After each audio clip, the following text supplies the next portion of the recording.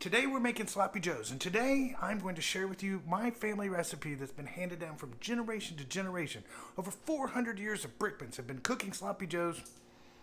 Okay, maybe not. This is a great, easy recipe. You're going to love it. It's quarantine edition to Brickeats, and I'm your host, Brian Brickman, and let's get right to it. So you're going to start with a stainless steel pan. A nice big pan, because if you're putting 3 pounds of meat in it, you're going to need a big pan. We're going to get some butter in there. I like to get it nice and hot. So it melts that butter real quick. See how it's browning a little bit? You don't want to brown too long now. You don't want to burn your butter. There ain't nothing worse than burned butter. Cooked butter, yum. Burned butter, not yum. If you ever overcook your butter, you can throw a little olive oil in there and it'll stop that process. Now we're going to throw the meat in. This is probably the most important part. Now we're going to get chopping that meat up. Now you're going to want the meat chopped up because otherwise you'll have loaves, and you don't want loaves. It's not called sloppy loaf. It's called Sloppy Joe. Oh, look how good I am at chopping that meat up. That pan is nice and hot. Oh, yeah, get it good and chopped up. Real good and chopped up. You're going to want to brown that meat, all of it. You don't want any pink. Pink ground beef is bad. Unless you just grind it. Then I heard you can't eat it raw. I'm kind of out on that whole idea. Now, see how nice and brown that's getting? See how bubbly it's getting, that fat rendering out of there and steaming up? Now you're going to take that and you're going to put it in the drain. I didn't film that part, but it's in the pan. I did not throw it away. Don't throw away your ground beef. You just want to strain it.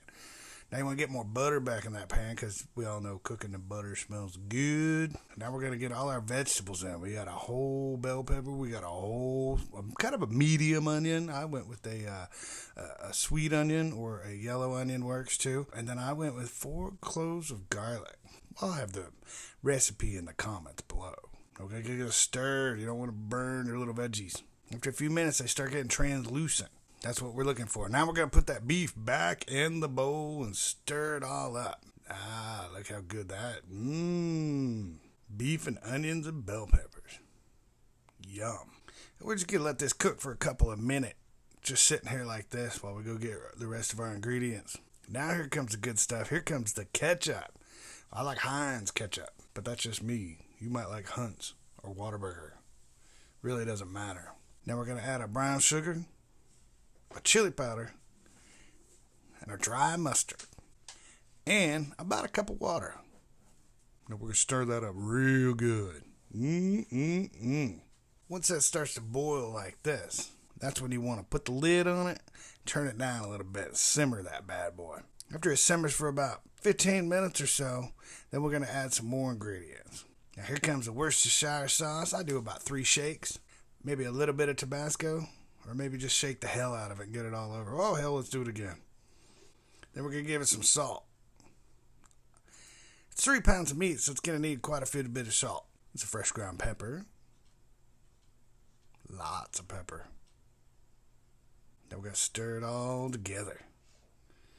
Now we're going to give it a taste. See how we like it. I like to cook it uncovered. Kind of cook some of that water off. Nobody wants a wet Sloppy Joe. Now we taste it again, but it definitely needs more salt. So let's get after it with that salt shaker. And why not more pepper while we're at it? Oh yeah. That's coming together nicely. After about 10 final minutes, I like to get that baby stirred up one more time and ready to put it on a bun. Now, I like to use a toasted bun myself, so it doesn't soak in too much right away. And it gives it that little crunch when you take a bite. Ooh, this is going to be so good. So here's the finished products, ladies and gentlemen. And I have it on a nice toasted bun. With your good Sloppy Joe there. I love the taste of that bell pepper coming through. You can really taste that brown sugar in there. It really gives it a good sweet. If you like a little less sweet, you might want to use a little less. With the ketchup coming through, got about the perfect amount of heat. I always like things a little hotter. But it is a mess. Look at that. That is sloppy, baby. Why call them a Sloppy Joe? There you go. Now you can make your own Brickman Family Sloppy Joes. Enjoy quarantine. Enjoy Sloppy Joes. Until next time, we'll see ya. Keep eating.